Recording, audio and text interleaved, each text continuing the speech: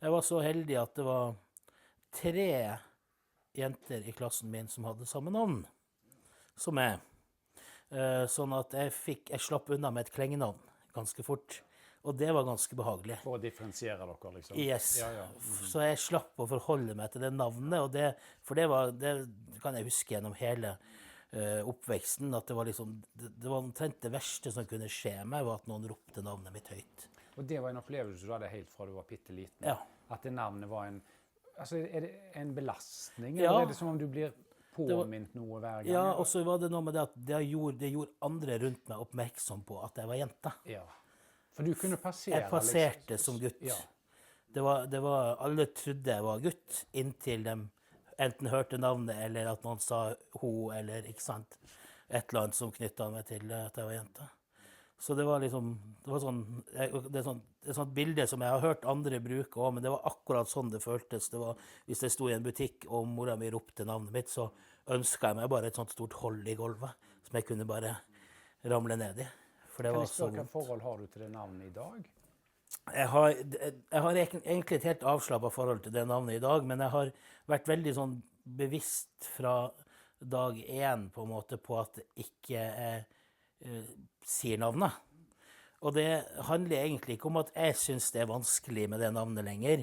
Jeg kjenner mange som har det navnet, som jeg omgås med, ikke sant, uten at det er noe problematisk. Men det har vært sånn, og det er litt sånn gjennom media og sånn, det har vært så innmari fokus på det der med det gamle navnet. Og de vil se bilder fra den gang. Ja. Men det er altså det at det første folk spør om, og det er kanskje ikke så mye nå, men gjennom veldig, veldig mange år så har det gjerne vært første spørsmålet du får: hva het du før?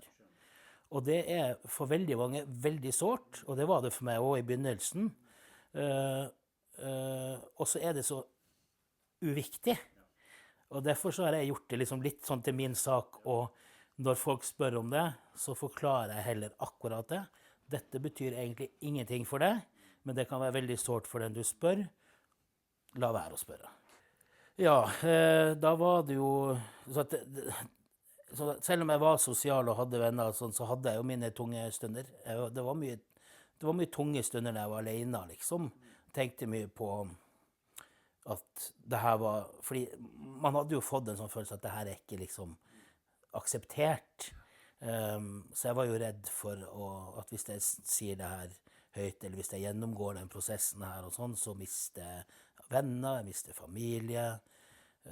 Tenkte mye på det at jeg liksom skulle bli alene resten av livet, og liksom syntes det var vanskelig da, og hadde stunder der jeg tenkte at kanskje var det ikke greit at jeg ikke var her, ikke sant, og hadde noen tanker rundt det med selvmord og sånn, men jeg kom aldri liksom dit at jeg faktisk prøvde på det da.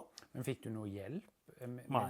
Du søkte ikke noe hjelp heller for Ikke i begynnelsen her, de første årene. Og heller ikke med selvmordstanker? Og nei. Nei. Men så var det jo sånn som at jeg kunne jo liksom, når jeg var skikkelig frustrert, så kunne jeg slå hardt i murveggen, liksom, for å få flytta smerten ut i det fysiske, da. Det er jo sånn som jeg kanskje ikke tenkte bevisst på da, at det var det jeg gjorde, men i ettertid så har jeg jo skjønt at det var det jeg gjorde. Så en form for selvskading? Selvskading, egentlig, på en måte. Men så igjen så føler jeg da at jeg var ganske heldig da, fordi når jeg var 15 år, så det var jo et par år som det her gikk, hvor jeg liksom ikke snakket om det i det hele tatt, etter at vi kom til Lier. Men så hadde vi en nabo, en dame som var ganske ung, så jeg tror hun var kanskje veldig sånn 10 år eldre enn meg, kanskje, som i forbindelse med en sånn nabolagsfest, så ble jeg jo sittende litt sånn og prate litt utover natta, og så spurte hun meg rett ut om jeg egentlig ville være gutt. Og det var sånn, du bare kjente at jeg kunne senke skuldrene og vekta ramla av, liksom, at det var noen som så det, fordi det var så vanskelig å liksom si det selv, så man går jo ofte bare rundt og håper at noen andre skal se det, og ta den. Og det gjorde hun. Så det ble, og jeg bare med en gang, det er sånn det er, liksom. Så hun hjalp meg da med å begynne å finne noe informasjon. Tok liksom kontakt med biblioteket, og så var det var jo ikke noe internett, så det var liksom ikke så veldig mange plasser å gå og finne informasjon. Men som sagt, hun hjalp meg å fant noen bøker på biblioteket som jeg fikk lese, og litt, ja, noen artikler, og fant ut at det var Rikshospitalet som var stedet, da. Ja, og så tok jeg da kontakt med Rikshospitalet.